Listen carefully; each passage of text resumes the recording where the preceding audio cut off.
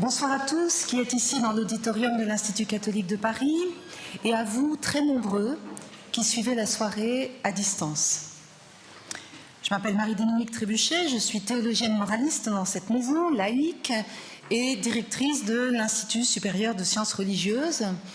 Je vous accueille au nom de l'ICP avec le père Gilles Berseville, dominicain, théologien spécialisé en spiritualité, directeur de la licence canonique au Theologicum. Nous allons animer cette soirée. Ce soir, nous vous accueillons pour la deuxième soirée d'un cycle de 4 soirées qui a été voulu et préparé par les 3 institutions catholiques d'enseignement supérieur que sont le Collège des Bernardins, Faculté Notre-Dame, dont je salue le président, Brice de Malherbe, le Centre Sèvres, Faculté Jésuite, dont je salue le recteur, Étienne Grieux, et l'Institut catholique de Paris, dont je salue le recteur, Emmanuel Petit, et sa faculté de théologie, dont je salue le doyen, Jean-Louis Soulty. La Conférence des évêques de France et la Conférence des religieux et religieuses de France sont partenaires de ce cycle. Ils marquent ainsi leur soutien et leur intérêt pour la démarche qui est la nôtre ce soir, ne pas être sourd aux questions du rapport de la SIAZ, ne pas fermer nos oreilles, notre cœur, notre intelligence à ces recommandations. Ce soir, nous nous questionnerons sur la place du peuple de Dieu. Il y a déjà eu une première soirée, il y a 15 jours, au Centre Sèvres, et cette première soirée a été consacrée aux victimes, les victimes au centre. Et nous y avons abordé la question de la reconnaissance et du chemin long vers la réconciliation. Je cite le rapport en son numéro 886. La Commission n'est pas mandatée pour déterminer la théologie que l'Église catholique doit adopter. En revanche, et là c'est moi qui parle, la responsabilité de la théologie est engagée quand l'inhumain menace. Nous allons commencer cette soirée par l'écoute de 2 textes. Le premier, de Madeleine Delbrel, écrit à l'occasion des obsèques du cardinal Suard, que Gilles Berseville va nous lire, et le second, qui est un extrait du recueil de victimes à témoins.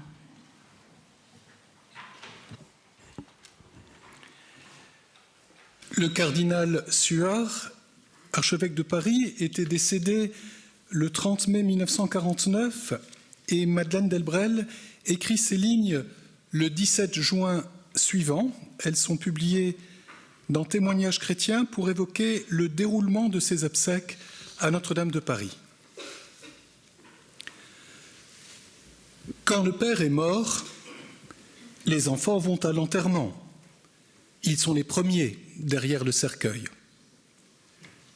Le peuple de Paris avait perdu son père. Il est allé à Notre-Dame, le peuple qui croyait et le peuple aussi qui ne croyait pas. Il est venu avec sa prière, ou avec sa sympathie, ou avec son respect, ou avec sa curiosité. Il est arrivé à l'église, et l'église était fermée. À 8 heures, elle était fermée.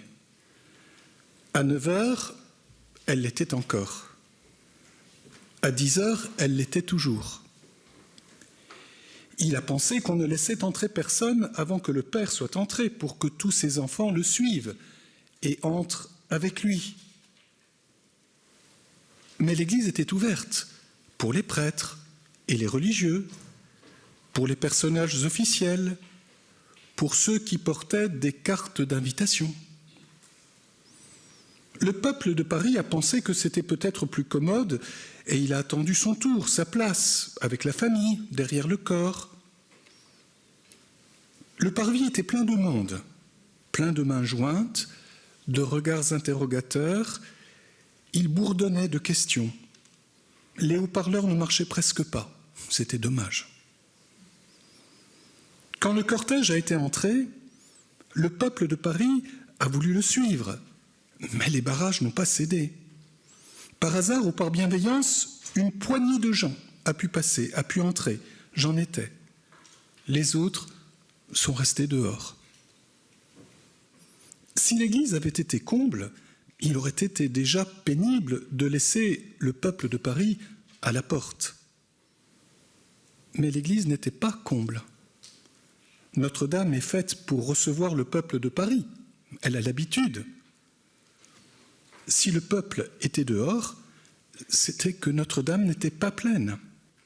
Il y avait des places nombreuses. Dans le fond des bas-côtés, les chapelles latérales étaient vides. Vides aussi les énormes tribunes de chaque côté de la nef. Quand la cérémonie a été finie, le peuple de Paris a voulu venir près de son Père, mais on n'a pas encore voulu de lui. On lui a demandé d'attendre 1h30 devant l'église déserte. Son temps coûte cher et il pleuvait. Ceux qui croyaient ont élevé leur cœur vers le Père qui avait su les comprendre, et leur cœur a pesé d'une double peine. Ceux qui ne croyaient pas, sans doute, ont cru encore un peu moins. Ils n'ont pas pu rencontrer, à travers cette pompe froide et organisée, la divine et maternelle tendresse qui les attendait peut-être derrière les pierres.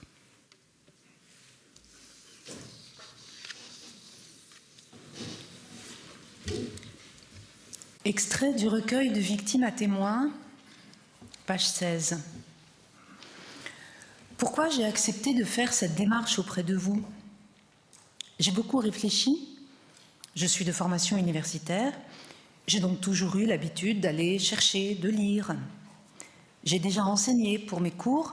J'avais l'habitude d'aller utiliser des livres. Donc, j'ai eu envie de comprendre un peu, de comprendre tout ça. Et je me place en fait dans le sillage du texte du pape François au mois d'août dernier, la lettre au peuple de Dieu. Et vous avez ces mêmes textes que j'ai pris. Le pape parle de la manière déviante de concevoir l'autorité dans l'Église, comme le cléricalisme, qui s'est vérifié dans des abus sexuels, des abus de pouvoir et des abus de conscience. Et quand j'ai lu ce texte, j'ai trouvé confirmation de 2 abus que j'ai subis. L'un est d'ordre sexuel et l'autre est d'autorité. Mais pour moi, ils ont la même racine. Donc voilà, j'étais rassurée. Même en étant une victime d'abus, je fais partie du peuple de Dieu.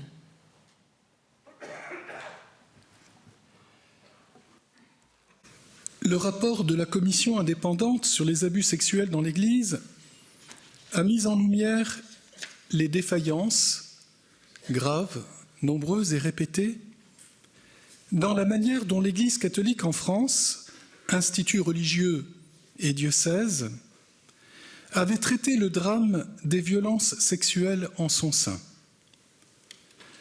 Le rapport a mis en lumière le caractère systémique de ces dysfonctionnements qui ont favorisé tant d'épouvantables drames. Ceux-ci ne sont pas des accidents malheureux, sans lien les uns avec les autres. Ils ont été favorisés par la manière d'être de toute une collectivité. Nous nous souvenons de la réplique de l'avocat du film Spotlight sur la couverture des prêtres pédocriminels par l'Église catholique dans la région de Boston avant l'année 2000. S'il faut un village pour élever un enfant, il faut aussi tout un village pour abuser. La SIAZ n'est donc pas sortie des limites de son mandat lorsqu'elle a interrogé le mode de gouvernance de l'Église et qu'elle a pointé ce qui, dans cette gouvernance, était propice aux abus. Faiblesse de la synodalité, confusion dans l'exercice des pouvoirs, absence de contre-pouvoir, absence de la culture du contrôle interne, marginalisation des laïcs et surtout des femmes. Si le Concile Vatican II a rappelé solennellement que l'Église était tout le peuple de Dieu, ne peut-on pas souvent se demander dans la prise des décisions, dans leur mise en œuvre, dans l'enseignement de l'Église, sa théologie et sa liturgie, mais où donc est passé le peuple de Dieu? Ce soir, une théologienne laïque et 2 théologiens, prêtres et religieux, s'engagent dans la réflexion ainsi ouverte par le rapport de la SIAZ. Quelles ressources s'offrent-elles à nous pour que l'Église soit davantage ce qu'elle est appelée à être, un peuple vivant, et qu'ainsi les droits fondamentaux qu'elle défend dans le monde soient respectés en son propre sein? Voilà, c'est Dominique Grener qui va prendre la parole en premier. Dominique Grener est prêtre assomptionniste, docteur en théologie. Il enseigne dans cette maison, au Theologicum, dans le domaine de l'éthique sociale et politique. Il est aussi rédacteur en chef au journal La Croix. Et c'est aussi de cette place qu'il questionne notamment les questions des médiations par lesquelles le peuple de Dieu est écouté et devient peuple. Voilà, tu as la parole, Dominique. Voilà, merci. Bonsoir à chacun, chacune. Donc c'est à partir de mon expérience journalistique que je vais m'exprimer. Voilà, et en repassant un peu par l'histoire. Voilà, nous sommes le 31 mai 2018 et le pape adresse une lettre au peuple de Dieu en marche au Chili. Et il récidive quelques mois après, le 20 août, en adressant une lettre au peuple de Dieu dans son ensemble. Et ces 2 lettres sont rédigées alors que les révélations se succèdent sur les abus sexuels, les abus de pouvoir et de conscience commis par des clercs. Je commence par rappeler l'existence de ces 2 textes qui ont permis à de nombreux fidèles de prendre conscience qu'ils étaient des membres à part entière du peuple de Dieu, et le pape lui-même s'adressait à chacun d'entre eux. Et le pape leur disait que, au titre de cette appartenance au peuple de Dieu, ils avaient des responsabilités à assumer pour le bien du corps ecclésial. Dans la 2e lettre, c'est l'adresser au peuple de Dieu. Le pape François salue déjà le travail réalisé dans différentes parties du monde pour, je cite, garantir et créer les médiations nécessaires pour apporter sécurité et protéger l'intégrité des mineurs et des adultes vulnérables. Et il en appelle également à une conversion de l'agir ecclésial. Je le cite, « Il est nécessaire que chaque baptisé se sente engagé dans la transformation ecclésiale dont nous avons tant besoin. Il est impossible d'imaginer une conversion de l'agir ecclésial sans la participation active de toutes les composantes du peuple de Dieu. » Et c'est alors qu'il en vient à une critique particulièrement sévère du cléricalisme, caractérisé comme une attitude qui ne sait pas reconnaître à sa juste valeur la grâce baptismale que l'Esprit Saint a placée dans le cœur du peuple. Et ce cléricalisme, explique-t-il, se manifeste notamment dans une manière déviante de concevoir l'autorité dans l'Église. Et ce cléricalisme a pour effet de priver l'Église d'une source de vie et de renouvellement. Je le cite, « Chaque fois que nous avons tenté de supplanter, de faire taire, d'ignorer, de réduire le peuple de Dieu à de petites élites, nous avons construit des communautés, des projets, des choix théologiques, des spiritualités et des structures sans racines, sans mémoire, sans visage, sans corps et en définitive sans vie. » Dans cette même lettre, le pape François insiste sur l'importance de la médiation liturgique pour entrer dans cette dynamique de transformation de l'agir ecclésial. Il écrit Pour cela, la prière et la pénitence nous aideront. J'invite tout le saint peuple fidèle de Dieu à l'exercice pénitentiel de la prière et du jeûne, conformément au commandement du Seigneur, pour réveiller notre conscience, notre solidarité et notre engagement en faveur d'une culture de la protection et du jamais plus à tout type de forme d'abus. La liturgie est assurément un lieu essentiel dans la prise de conscience d'une appartenance à ce peuple. C'est un des lieux fondamentaux où il se constitue. Mais il faut dire que la liturgie n'est pas le tout. Et c'est peut-être même un domaine qui risque d'être pris sous la coupe cléricale. Et il me semble qu'un des défis aujourd'hui, c'est d'inventer d'autres médiations, d'investir d'autres médiations que la liturgie pour permettre au peuple de se constituer, de s'exprimer. Et il est frappant de constater, voilà comment le peuple de Dieu s'est saisi de cet appel qui lui a été adressé à travers la lettre que le pape François lui a adressée. Et le peuple de Dieu a cherché à investir des médiations qui lui étaient ouvertes. Et il me semble que c'est là où les médias chrétiens, les médias catholiques ont joué un rôle essentiel. Et c'est là que j'en viens à ma propre expérience journalistique. Après la publication de cette lettre du mois d'août, nous avons vu à la rédaction affluer un courrier très abondant de très nombreux lecteurs qui nous ont fait part de leurs convictions, de leurs propositions. Et nous avons publié au fil des jours ces lettres dans l'espace du courrier des lecteurs. Et puis, quelques mois après, au début de l'année 2019, il y a toute une série d'affaires et surtout le reportage sur les religieuses abusées qui ont plongé les fidèles dans une grande sidération. Et c'est là une nouvelle avalanche de courriers qui nous est arrivée. Et devant cet afflux, il nous a semblé nécessaire de chercher à canaliser ces expressions, ces prises de position, voilà, pour faciliter la lecture et le traitement de cette masse d'informations.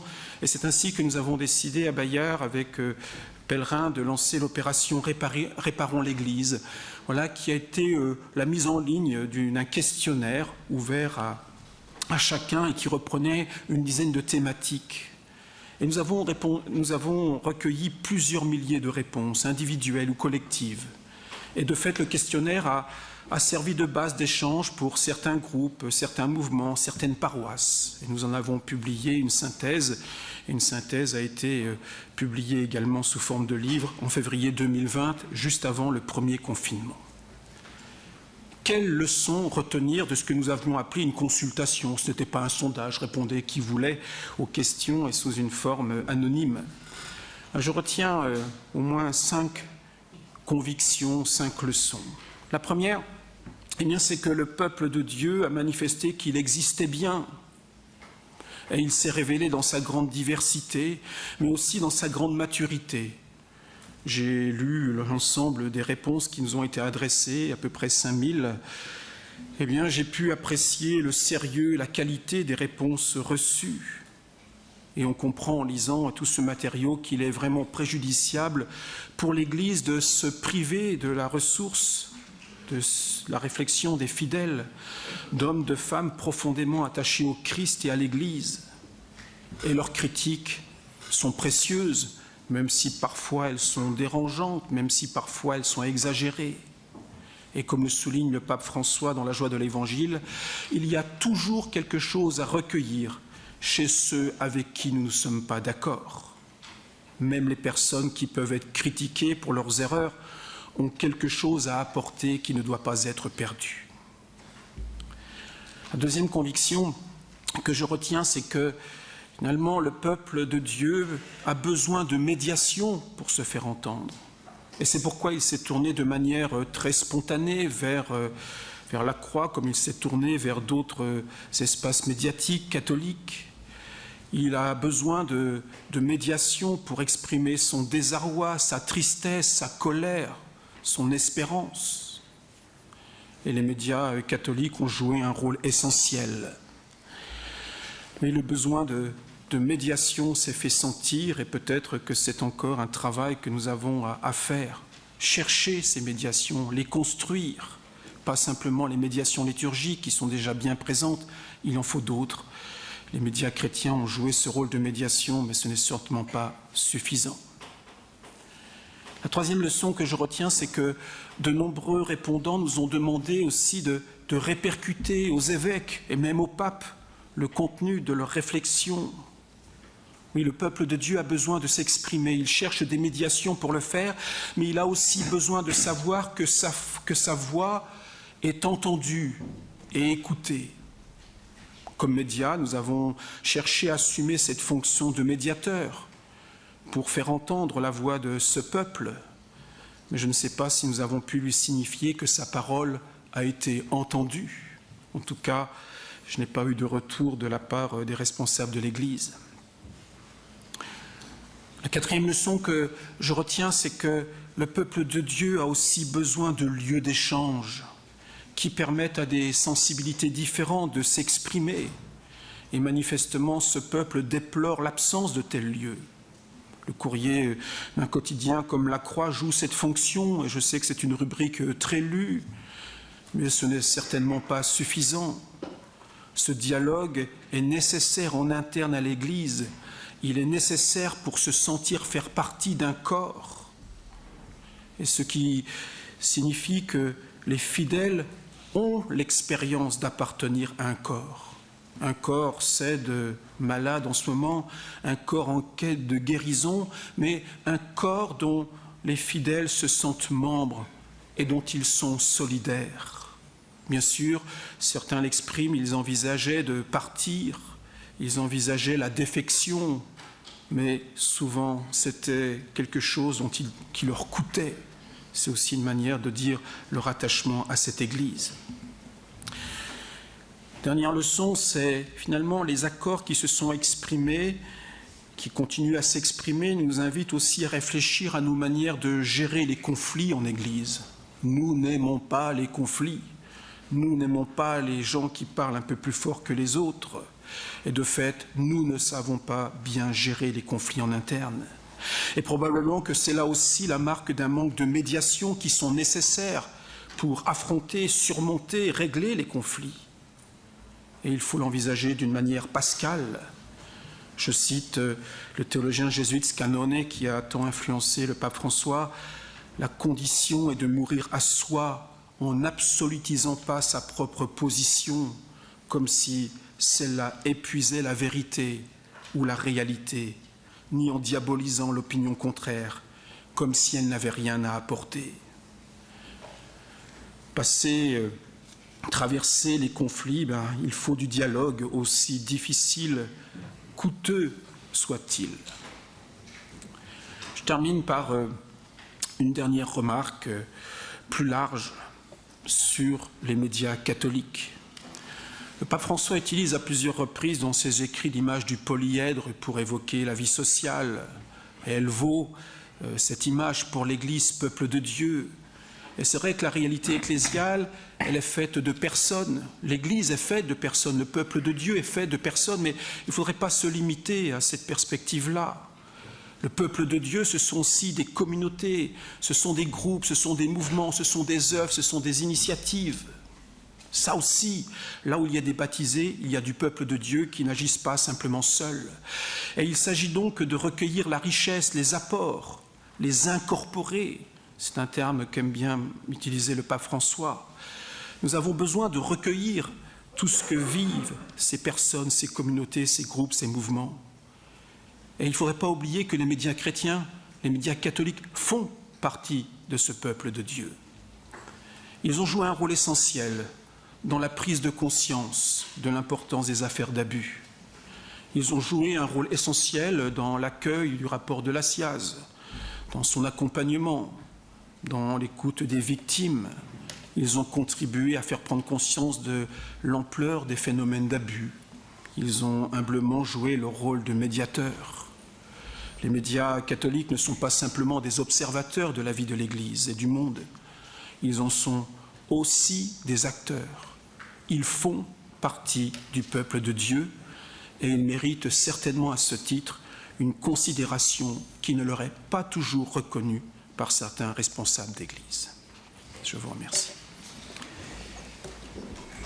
Merci Dominique de nous avoir fait part de cette expérience journalistique et des éclairages qu'elle apporte. On retiendra les 5 points que tu as soulignés. Cette conviction d'abord d'une maturité qui transparaît à travers les témoignages recueillis, le besoin d'imaginer de nouvelles médiations pour que le peuple de Dieu puisse s'entendre, s'exprimer, se connaître, le besoin d'être entendu, le besoin de créer des lieux d'échange et aussi le besoin de progresser dans la manière de gérer les conflits dans l'Église.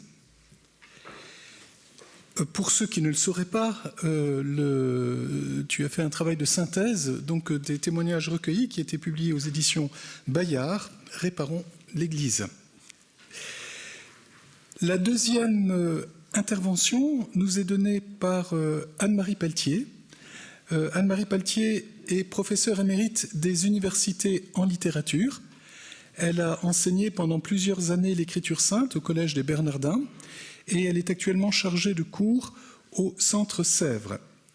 Elle s'attache particulièrement aujourd'hui au problème de la place des femmes dans l'Église catholique, problème qu'elle aborde comme un problème ecclésiologique. Et nous lui devons diverses publications sur ce sujet, la dernière d'entre elles étant « L'Église et le féminin », paru en 2021 aux éditions Salvator. Dominique nous l'a assuré, le peuple de Dieu existe, c'est un fait, mais qu'en est-il de la théologie qui règle les pratiques ecclésiales ?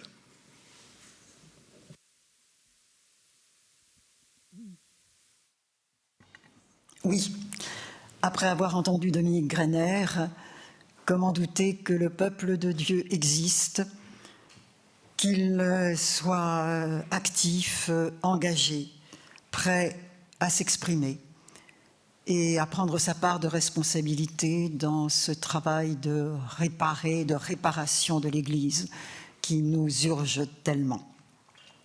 Ce peuple de Dieu est sur la brèche dans l'Église, dévoué à l'annonce de l'Évangile, au témoignage de la charité. Mais, le problème, tout le problème, est que ce peuple puisse vraiment exister aussi dans nos théologies, qu'il soit reconnu et honoré à la place qui lui revient. Certes, le Concile Vatican II l'a remis en pleine lumière, mais est-il vraiment ce cœur de l'Église du Christ dans l'ecclésiologie qui s'enseigne dans tous les séminaires de France, dans l'ecclésiologie qui se vit dans les relations entre clercs et laïcs, dans la gestion des décisions du pouvoir. Nous avons si longtemps identifié l'Église à sa hiérarchie, oublié qu'elle était d'abord un peuple de Dieu donc. Une désignation qui s'impose à nous aujourd'hui après les prises de parole du pape François qui étaient rappelées à l'instant en 2018. Mais ce serait se tromper que de croire que cette désignation n'est qu'une manière conjoncturelle d'envisager l'Église, de déplacer le regard à un moment où l'institution hiérarchique est rendue problématique par les scandales que nous savons. De même, ce serait se tromper que de voir dans cette désignation une simple inflexion ecclésiologique que nous devrions simplement au Concile Vatican II. Ce nom de l'Église, peuple de Dieu, il a une pertinence, il a une légitimité d'abord scripturaire et partant de là, une nécessité théologique. Rappelons-nous, tout au long de l'Ancien Testament, l'objectif de l'histoire que Dieu conduit n'est pas de susciter des personnalités spirituelles éminentes, c'est de donner corps à un peuple saint, convoqué par Dieu, accompagné par lui, sous l'injonction « Vous serez saints parce que je suis saint ». C'est là toute l'histoire de l'Alliance. Vous serez mon peuple, je serai votre Dieu. Au service de ce projet, Dieu mettra des chefs, des rois, des prophètes, des prêtres investis de mission et d'autorité au service du peuple. Et à travers ce peuple, objet d'élection, eh bien, la visée de l'histoire sera finalement de bénir de la bénédiction de Dieu toutes les familles de la terre, nous dit le livre de la Genèse, pour qu'advienne un jour, eschaton, cette grande foule d'hommes venus de toute nation et de tout lieu que profile l'Apocalypse de Saint Jean. Alors, à l'heure de l'incarnation, c'est bien ce plan divin dont il est question et qui s'accomplit dans le Christ. Qui s'accomplit dans le Christ, sachant que la volonté de Dieu, c'est que tous les hommes soient sauvés, comme dit la première lettre à Timothée. Ainsi, la deuxième prière eucharistique proclame que Jésus étendit les mains à l'heure de sa passion pour accomplir jusqu'au bout la volonté du Père et rassembler du milieu des hommes un peuple saint qui appartienne à Dieu. Voilà la visée première et dernière de l'histoire du salut.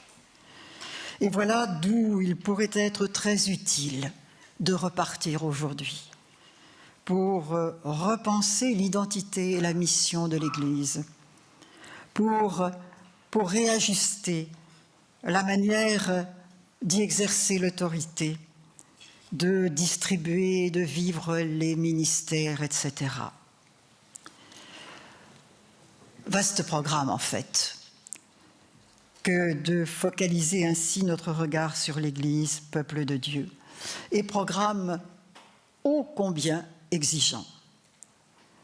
Car il faut bien dire que nous avons perdu au cours du temps le sens de cette primauté du peuple de Dieu. À sa place, nous le savons, s'est progressivement imposée la prééminence d'une Église hiérarchique où le sacerdoce a été l'objet d'une inflation théologique et institutionnelle croissante, glissant vers l'autoréférentialité, comme dirait le pape François. C'est comme cela que, par exemple, à certains moments, on a pratiqué ce que l'on appelait des ordinations absolues, c'est-à-dire que l'on ordonnait quelqu'un indépendamment de toute référence à une communauté. C'est ainsi aussi que la fonction presbytérale, dans les esprits et donc dans les pratiques, s'est parée d'une sacralité bien peu évangélique, qui a permis justement l'existence, la prolifération et l'occultation des crimes destructeurs de tant de personnes. J'ai envie de dire qu'une véritable pulsion hiérarchique s'est mise en œuvre dès le IIIe siècle d'ailleurs, où l'on s'est mis à distinguer des catégories de chrétiens, à faire des classes et donc des sous-classes de chrétiens. Et dans le même temps, le sacerdoce ministériel s'élaborait et était placé toujours plus en surplomb en face de la communauté croyante et en surplomb de cette communauté. Et tout cela aboutit à la formule péremptoire du décret de Gratien au XIIe siècle. Il y a deux sortes de chrétiens, les clercs et les laïcs. Façon lapidaire de dire les choses, d'instaurer un partage, une scission quasiment ontologique à l'intérieur de l'Église, en fondant une asymétrie et en causant un déséquilibre qui est incontestablement à la racine des abus qui nous réunissent ce soir. Donc par là, vous le voyez, s'est perdue la réalité d'une Église communion au profit d'une Église pyramidale, inégalitaire, partagée entre ceux qui sont revêtus du pouvoir sacerdotal, en particulier pouvoir de faire l'Eucharistie, comme l'on dit, qui sont des sachants, ceux qui savent, et qui sont ceux qui commandent. Et les autres, simples fidèles laïcs, comme on dit aussi, et l'Église enseignée, dirigée, vouée tout de même, au fil du temps, plutôt, à des pratiques de piété. Église inégalitaire, donc, alors que l'Église qui se déduit des Écritures et de sa première histoire ne ressemble pas à cela. Le Nouveau Testament enseigne sans équivoque que c'est bien tous qui sont appelés à la suite du Christ, à la radicalité du discours sur la montagne. C'est pour tous et toutes que retentit l'appel « Aimez-vous les uns les autres comme je vous ai aimés ». Et encore le geste du lavement des pieds, il est donné aux proches, mais il est donné pour que tous ensuite s'en saisissent et le reproduisent. Et quand Paul invite à prier sans cesse, l'injonction n'est pas pour les moines, qui n'existent pas, mais pour tous les disciples. De la sorte aussi, c'est un peuple sacerdotal qui prie dans la liturgie eucharistique en demandant « Fais de nous une éternelle offrande à la gloire de ton nom ». Et le canon romain de la messe spécifie bien que c'est l'assemblée qui est sujet de la célébration, c'est elle qui offre le sacrifice. Voilà une compréhension de l'Église qui a existé en son sein, qui s'atteste dans la première lettre de Saint Pierre. Vous êtes une race élue, un sacerdoce royal, une nation sainte, etc. Qui s'atteste aussi dans la bouche de Justin, alors c'est au IIe siècle, Justin qui parle des chrétiens comme d'un peuple, je le cite, archi-sacerdotal. Un peuple où chacun est qualifié par le baptême et par le sacerdoce baptismal qui va avec. Un baptême qui est bien le bien premier et le bien commun, partagé par tous en deçà de toute charge et de toute distinction. Un baptême qui fait de chacun à égalité un membre du corps qu'est l'Église. Car c'est bien d'un corps qu'il s'agit avec ce peuple. Première lettre aux Corinthiens. Aussi bien est-ce un seul esprit, est-ce en un seul esprit que tous nous avons été baptisés en un seul corps, ou encore dans la lettre aux Éphésiens qui martèle ce tous ensemble et qui montre l'Église comme une totalité organique, comme une réalité vivante, en échange, en relation, en solidarité.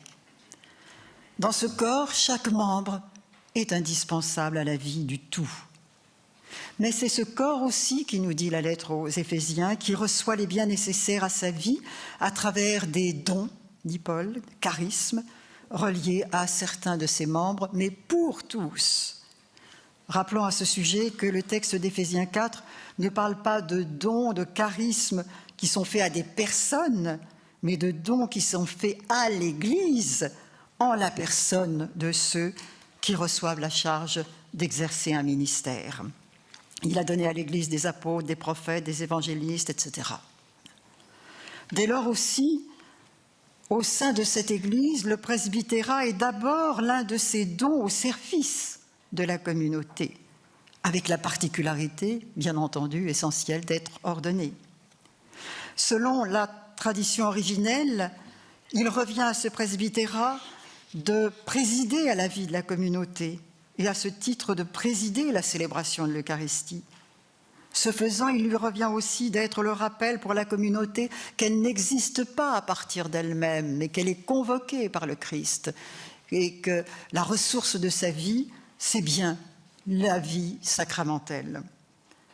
On voit comment le sacerdoce ministériel ainsi apparaît dans sa première fonction, qui est une fonction pastorale. Il est service de la vie du peuple sacerdotal. Un aspect qui sera obscurci quand, à partir du XIIIe siècle, la théologie du sacerdoce partira exclusivement du caractère sacerdotal reçu à l'ordination.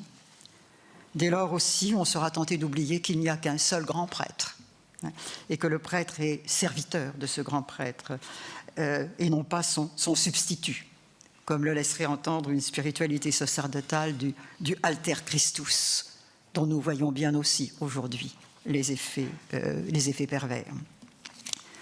Voilà, nous sommes bien ainsi au cœur des problèmes qui font que nous sommes là ce soir, et de la nécessité de nous dégager d'une dissymétrie périlleuse, ou pour dire les choses positivement, de la nécessité de retrouver le commun qu'est le baptême, trésor essentiel que tous ont en partage, de la nécessité aussi d'enseigner la réalité du sacerdoce baptismal, dont de nombreux chrétiens, convenons-en, ont si peu entendu parler.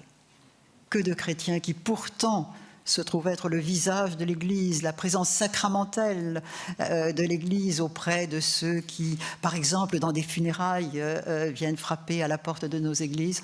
Combien de ces chrétiens, finalement, sont très étonnés quand on leur parle de sacerdoce baptismal, à peu près aussi étonnés que quand on leur parle de vocation universelle à la sainteté.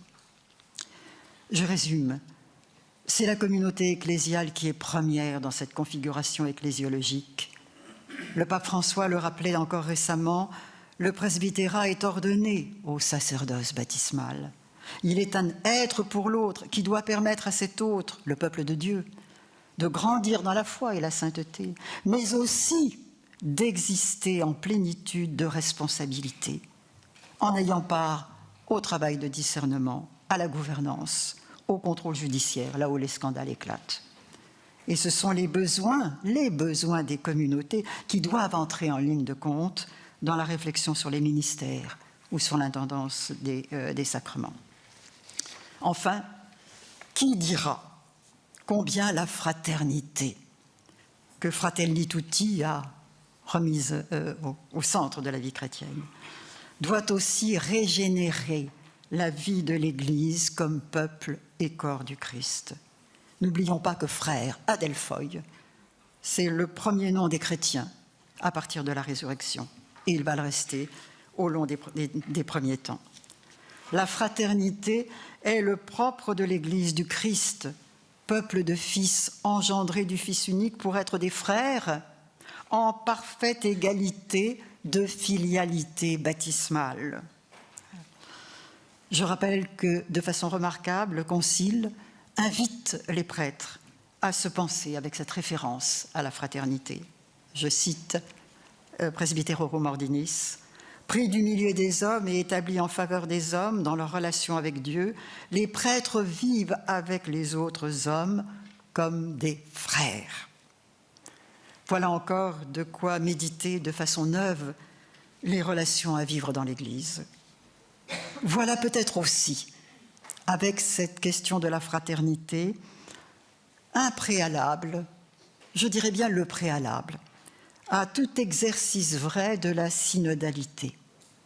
Pour pouvoir vivre la synodalité, il faut avoir commencé à s'entraîner un peu, à se rencontrer, à se parler, à s'écouter dans une confiance fraternelle. Dernière phrase, parce que je n'ose pas regarder l'heure. Ça va ? Remettre au centre l'égalité baptismale, eh bien, c'est travailler aussi à repositionner les relations entre les hommes et les femmes dans l'Église. Les charismes que saint Paul énumère dans ce chapitre 4 de la lettre aux Éphésiens, ce ne sont pas des charismes genrés, comme nous dirions aujourd'hui. Évidemment pas le vocabulaire de Paul. N'empêche. C'est pour tous. Et la manière dont Paul salue, eh bien, par exemple, en finale de la lettre aux Romains, quand il fait défiler toutes les collaborations féminines, eh bien, on s'aperçoit que, oui, les charismes ne sont pas genrés. Et voilà, alors ça, la question n'est évidemment pas hors sujet, puisque le peuple de Dieu est quand même pour moitié constitué par des femmes, et puisque celle-ci figure aussi ô combien malheureusement parmi les victimes. Mais bon, voilà. Bon, il faudrait une autre soirée. Un grand merci Anne-Marie. Un grand merci. Nous sommes heureux d'entendre une théologienne, une femme laïque, voilà, formée en théologie et capable d'exercer cette responsabilité dans l'Église, puisque vous interpellez la théologie. Vous interpellez la théologie sur la reconnaissance du peuple de Dieu. Quelle est notre ecclésiologie? Quelle peut être une ecclésiologie qui oublierait le peuple? Vous dites, l'Église a un nom, peuple de fils, peuple de frères qui appartient à Dieu, et l'Église est un corps d'hommes et de femmes au sein desquels les charismes sont ordonnés aux tous. Alors vous nous rappelez finalement, Anne-Marie, dans votre intervention, en vous référant à l'Écriture, vous nous rappelez à temps que l'Écriture est l'âme de la théologie et que la théologie doit rendre compte de cette réalité du peuple de Dieu. Alors vous nous alertez, nous avons perdu le sens, nous avons perdu le tous, et finalement nous courons le péril de la division. Eh bien voilà, nous entendons votre appel à nous situer tous au sein du peuple de Dieu, différents, hommes et femmes, différents aussi dans nos charismes et dans nos ministères, mais tous appelés à former ce corps. Un grand merci. Étienne Grieux est jésuite, agrégé de géographie. Je le dis parce que je sais que c'est très important dans votre théologie. Docteur en théologie, recteur du Centre Sèvres, on connaît votre travail sur la diaconie et la place que tient l'écoute de ceux qu'on a peu l'habitude d'écouter, les sans-voix. Je cite un ouvrage, je ne résiste pas à citer un ouvrage parmi ceux que vous avez écrits, Un lien si fort quand l'amour se fait diaconie. Et puis, je cite aussi un article paru dans un collectif intitulé « Le royaume ne peut qu'échapper à l'Église ». Voilà un titre intéressant probablement pour notre soirée ce soir aussi. Je vous laisse la parole. Merci beaucoup. Et bonsoir à vous. Nous avons entendu Dominique et Anne-Marie rappeler la priorité que représente la constitution du peuple de Dieu pour la foi chrétienne. À partir de là, je vous propose de réfléchir sur la question des ministres ordonnés. Finalement, quelle est leur place et quel est leur rôle au service du peuple de Dieu? Et cela d'autant que le rapport de la SIAZ invite explicitement à réfléchir sur cette question et notamment sur la question de l'autorité des ministres ordonnés, notamment dans la proposition 35. Comment pourrait-on, dans une formule brève, dire ce qu'est un ministre ordonné? Eh bien, à la suite du Concile Vatican II, il me semble qu'on pourrait les présenter comme ceux qui sont chargés d'être, pour les communautés chrétiennes, signe de la présence et des appels du Christ. Et c'est en réponse aux appels du Christ que la communauté se rassemble et se constitue comme communauté. Les ministres figurent pour l'Église l'altérité qui la convoque. Et c'est pourquoi, pour l'Église, ils sont vraiment d'une importance capitale. Et c'est à ce titre qu'ils représentent une autorité. Et l'on doit ajouter que la notion de hiérarchie qu'on emploie souvent à propos des ministres ordonnés est à penser dans ce cadre.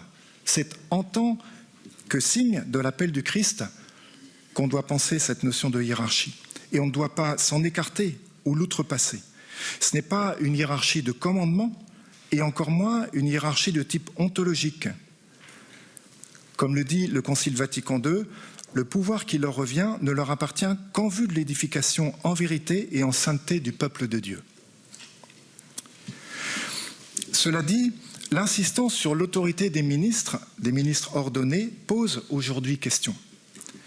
Sans doute parce que nous sommes dans des cultures démocratiques. Et puis là-dessus arrivent aussi toutes les affaires de crimes sexuels qui sont presque toujours liées à des abus d'autorité. Si bien que l'on peut se demander si notre conception du ministre comme autorité n'est pas en cause et si on ne doit pas la repenser. Alors il y aurait probablement différentes manières de répondre à cette question. Une piste, par exemple, consisterait à insister sur une distinction entre la personne et sa fonction. C'est le ministre, en tant qu'il prêche, qu'il préside la liturgie, qui est signe du Christ, et non pas sa personne de façon permanente et quasi ontologique, comme on le dit parfois. Mais je vous propose ici d'explorer une autre voie, celle qui consiste à réfléchir à partir de l'autorité du Christ, telle qu'elle est présentée dans les récits évangéliques. À quoi ressemble-t-elle, l'autorité du Christ? Comment joue-t-elle? Peut-elle nous inspirer pour penser les relations en Église et l'autorité des ministres ordonnés?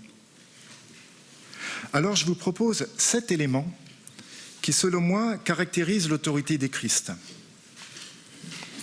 Tout d'abord, l'autorité du Christ dans les évangiles n'entre jamais en connivence avec celle des puissants du monde. On ne le voit ni chercher des affinités avec celle-ci, ni accepter un accord même tacite. Au contraire, Jésus met en garde ses disciples contre la tentation de se comporter comme les puissants qui font sentir leur pouvoir. Et dans ce qui nous est rapporté du procès de Jésus, quand il est pour le coup en face des puissants du monde, il n'y a absolument aucun indice de la recherche d'une connivence avec eux, alors même que sa vie en dépend. Les non-réponses de Jésus à Pilate dans l'évangile de Jean vont clairement dans ce sens. Deuxième trait, pour parler de l'autorité du Christ. Son autorité, c'est d'abord une autorité qui relève. On peut penser ici à tous les récits de guérison, des malades, des personnes possédées par des esprits impurs. Elle combat avec force ce qui étouffe ou emprisonne. Et c'est dans ce cadre qu'on entend parler d'un pouvoir sûr de la part de Christ, un pouvoir sur les esprits impurs, mais jamais sur les hommes. Ce qui fait dire d'ailleurs à la foule, même aux esprits impurs, il commande et ils lui obéissent. On peut penser ici aussi aux reproches adressés par Jésus à ceux qui lient de pesants fardeaux et les imposent sur les épaules des gens, mais qui eux-mêmes se refusent à les remuer du doigt. Donc son autorité s'exerce aussi contre ce genre de maltraitance, pas seulement celle des démons. Voilà. Troisième trait qu'on pourrait associer à l'autorité du Christ, elle se manifeste aussi en invitant à accueillir ce qui croît de soi-même, ce qui pousse de soi-même. Les paraboles de croissance disent cela très clairement. Elles appellent avant tout à une attention à ce qui est en croissance et en prendre soin dans une attitude d'accueil et de louange. Quatrième trait pour caractériser l'autorité du Christ, les évangiles insistent sur le fait que lorsque Jésus pose des gestes de guérison, ils sont habités par sa volonté. Je le veux, sois purifié. Et quand une force s'échappe de lui, il cherche à savoir qui en a bénéficié, comme s'il refusait que les choses se passent en dehors d'une relation où chacun s'engage vraiment. Bref, les gestes qu'il fait sont pleinement habités par lui, et en retour, elles appellent un acteur qui de même soit véritablement présent. Le recours aux paraboles, qu'il emploie souvent, peut également être lu comme une manière d'appeler des acteurs qui véritablement s'engageront dans leur écoute et dans leur réponse, à l'opposé de sujets qui se contenteraient d'appliquer des consignes. Cinquième trait, pour caractériser l'autorité du Christ, c'est une autorité qui n'a pas peur de remettre en cause l'ordre établi. Par exemple, à travers la série des « Vous avez appris, moi je vous dis » dans le Sermon sur la montagne, et qui prend parfois complètement à rebours les classifications spontanées que nous établissons. Ainsi, quand il déclare « Heureux, vous les pauvres », Et aussi, en vérité, je vous le déclare, cette veuve pauvre a mis plus que tous ceux qui mettent dans le tronc. Ou bien, chez Simon le pharisien, tu vois cette femme, je suis entré dans ta maison, tu ne m'as pas versé d'eau sur les pieds, mais elle a baigné mes pieds de ses larmes, etc., etc. Voilà. 6e trait qu'on peut associer à l'autorité du Christ, et ici c'est un trait à mon sens crucial. C'est que l'autorité du Christ consiste pour une bonne part à reconnaître l'autorité d'autres acteurs, à les désigner comme tels pour d'autres. C'est le cas dans les 2 derniers exemples que je viens de donner, la veuve qui a mis ses 2 petites pièces dans le tronc du temple, ou cette femme qui s'est invitée au repas chez Simon. Et l'on doit souligner le caractère très inattendu des autorités ainsi désignées par le Christ.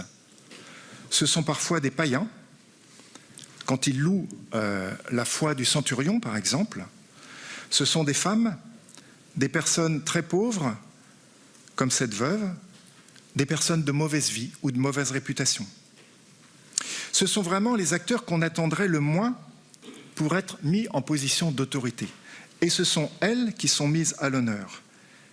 Il y a ici un renversement, et je crois qu'on peut y voir une caractéristique majeure d'un style évangélique qui s'inscrit lui-même dans une tradition biblique antérieure, puisque dans le Premier Testament, on a beaucoup aussi de ce genre de renversement.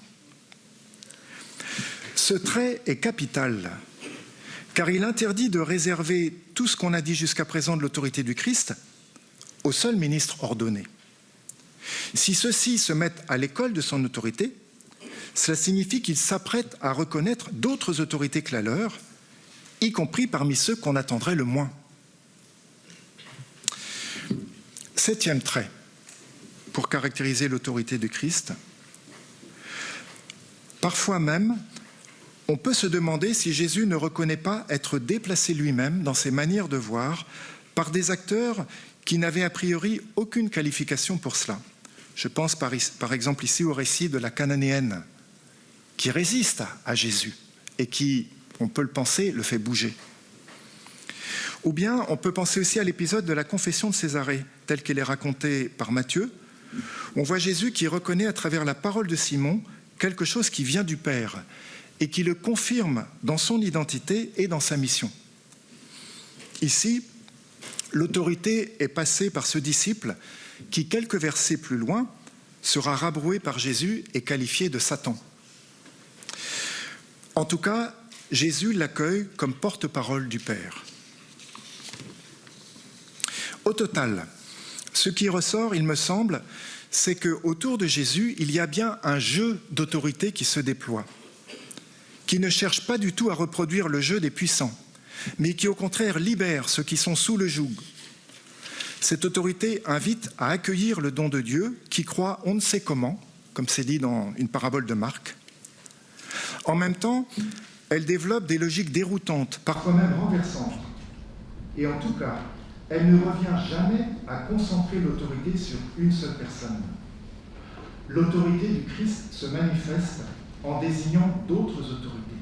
Et c'est peut-être ainsi qu'elle se manifeste le plus comme une autorité. Et ce faisant, elle provoque une circulation des rapports d'autorité entre différents acteurs qui sont là.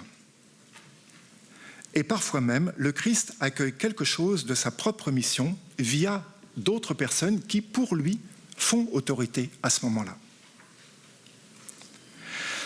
À partir de cela, il y a sans doute de quoi nous interroger sur notre manière dans l'Église de concevoir l'autorité des ministres.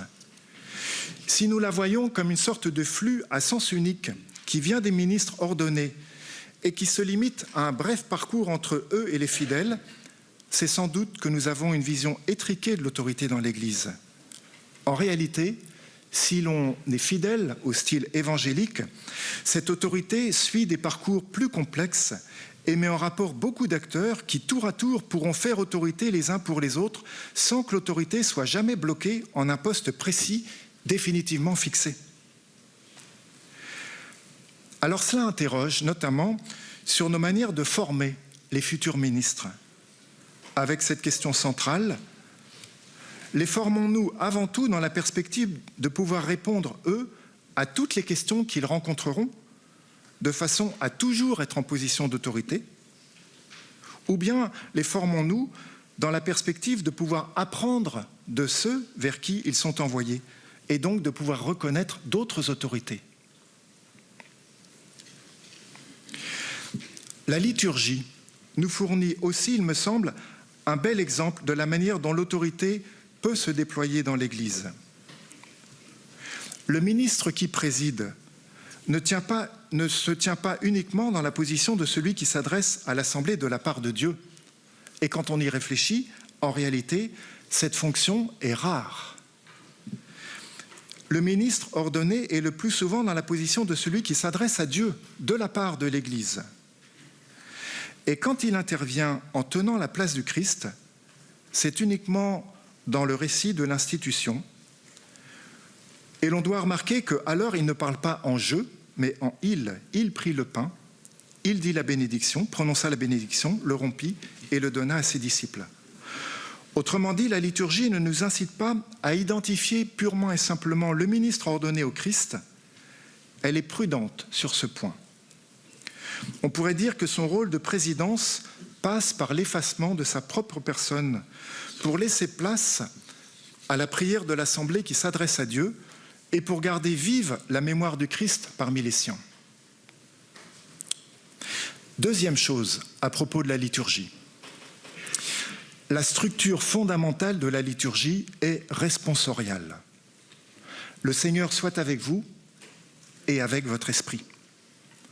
On le voit dans ces brefs échanges qui reviennent régulièrement entre le président et l'Assemblée. Mais beaucoup plus que cela, c'est la structure d'ensemble de la liturgie qui est bâtie de cette manière-là.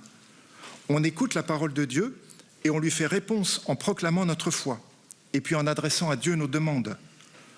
On s'associe à la prière eucharistique où l'on fait mémoire du don du Christ à son Église et puis on entre dans le mouvement de communion où l'on fait réponse de tout notre être à ce don du Christ. Au début de la liturgie eucharistique, on entre dans l'Église et on y est accueilli, et à la fin, on est renvoyé vers nos lieux de vie. Bref, toute la liturgie est structurée par un mouvement d'appel et de réponse. Et ces appels et ces réponses passent par différents acteurs. Le président, l'Assemblée, parfois une partie de l'Assemblée, quand il y a des chœurs alternés, l'animateur de la liturgie, les lecteurs qui font entendre la parole de Dieu. Bref, l'autorité ne cesse de passer d'un lieu à l'autre, d'un acteur à l'autre. Et le président, tout président qu'il est, entend l'évangile lu par un diacre. Et quand le diacre proclame l'évangile, l'autorité est du côté du diacre et non du président.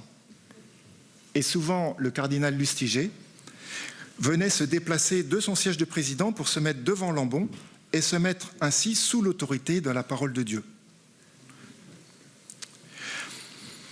Tout cela vient en écho à la structure fondamentale de la révélation, qui est celle de l'alliance, comme le disait Anne-Marie. Or, l'alliance, c'est un jeu d'appel et de réponse.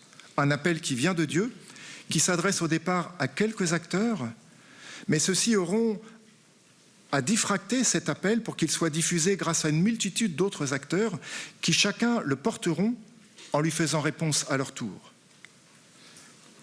Et ils le feront en orientant leur vie vers Dieu et en se tournant vers leurs frères et leurs sœurs.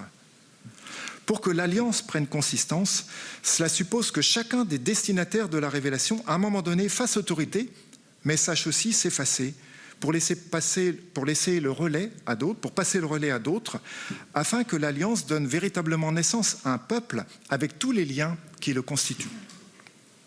Bref, le jeu de l'autorité, s'il doit passer par les repères que sont les ministres ordonnés, encore une fois indispensables pour l'Église, car ils sont figures de cette altérité, mais ce jeu de l'autorité est beaucoup plus riche qu'un simple aller des ministres aux fidèles, ou qu'un aller simple, on pourrait dire, des ministres aux fidèles.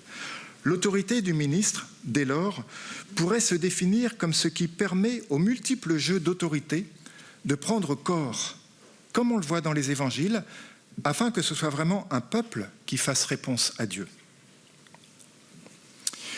À partir de là, je dirais volontiers que nous pourrions penser le ministère ordonné finalement non pas à partir de l'épiscopat, comme on le fait souvent, parce que l'épiscopat représente la plénitude du ministère ordonné. Mais on pourrait penser le ministère ordonné à partir de la diaconie de l'Église, et donc aussi du diaconat, qui est véritablement premier et même principiel pour penser tout ministère. Si on ne voit pas d'abord le ministère comme une diaconie, alors cela met en danger de régresser vers des figures mondaines, finalement, de l'autorité des ministres, qui nous emportent loin de l'Évangile. Voilà, je vous remercie pour votre attention. Ce que vous avez fait devant nous, c'était de repenser l'autorité et le ministère de façon très fondamentale pour leur donner un style évangélique à partir de ce que vous avez pu dégager de la lecture des évangiles. Et on peut reprendre les 7 éléments qui caractérisent cet exercice de l'autorité par Jésus. Elle n'entre jamais en connivence avec les autorités du monde. Elle est une autorité qui relève, elle est une autorité qui accueille de ce qui grandit, elle est une autorité qui suscite d'autres acteurs, elle n'a pas peur de remettre en cause l'ordre établi, elle est une autorité qui donne autorité à d'autres, et enfin, elle est une autorité qui accepte de se déplacer elle-même. Je pense que là, vous nous donnez des repères vraiment lumineux, pas seulement théoriques, mais aussi pour notre manière à tous de servir, au fond, l'Église, puisque vous nous proposez de repenser le ministère et l'autorité à partir de la notion de diaconie. Et l'autre lieu théologique, l'autre source de votre réflexion, a été celle de la liturgie, avec j'amorce déjà un peu les questions, avec une interrogation que cela suscite en moi, parce que vous êtes appuyé sur la liturgie telle que nous la connaissons, telle que nous la pratiquons, j'allais dire telle que le Concile en ses suites nous l'a donnée, et tout ce que vous avez dit, notamment de la distribution de la parole dans la liturgie est fort exact. Et cependant, est-ce qu'il n'y a pas dans notre manière de vivre et de pratiquer la liturgie conciliaire une sorte de starification du ministre, du prêtre, du célébrant, qui aboutit à l'opposé de ce que nous essayons de penser maintenant dans ce que nous disons de l'autorité. Est-ce qu'il n'y a pas finalement une mise sur le piédestal non seulement du célébrant comme célébrant, mais de sa personnalité dans la célébration? Je pense que pour moi c'est une question redoutable, mais qui n'enlève rien à ce que vous avez dit de très éclairant sur les ressources que nous apportait la liturgie aujourd'hui.